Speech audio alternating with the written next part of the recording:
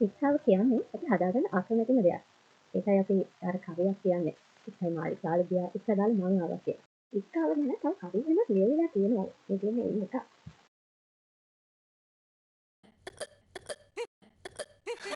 මේ දේ ඇති වෙන්න හේතුව තමයි මහා පාඨීර ප්‍රදේශයේ ඇති වෙන දේශ ගැස්මක්.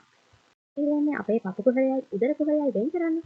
ඒ විදිහට ගැස්මක් ඇති වුණාම අපි ගන්න හුස්ම ස්වර තන්ත්‍රවලදී ඉක්මනට නැවතීමකට ලක් වෙනවා. අන්න ඒ වෙලාවට තමයි ඉක්කාව කියන දේ. ඉක්ක කියන શબ્දය අපේ පිට වෙන්නේ. ඉක්කාව ඇති වුණාම ඔයා කරන්නේ අර කවිය කියන. එහෙම නැත්නම් වතුර බොන. ඊට අමතරව ඔයා කරන තව දේවල් තියෙනවා.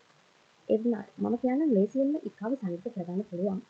ලේසි ඕනම වෙලාවක කරන්න පුළුවන් ක්‍රම ටිකක්. පුළුවන් කන් දෙක වහගෙන තත්පර 30ක් විතර ඉන්න. ඒ තමයි පළවෙනි ක්‍රමය. දෙවෙනි ක්‍රමය තමයි බීම බටයකින් වතුර බොන්න පුළුවන්. ඊට පස්සේ ඔයාට ඕනනම් පුළුවන් කන් දෙක වහගෙන බීම බටයකින් වතුර පානය කරන්න. ඊට පස්සේ ඔයාට පුළුවන් ඔයාලට තියෙනවනම් පැණි රස ටිකක් ආහාරයට ගන්න.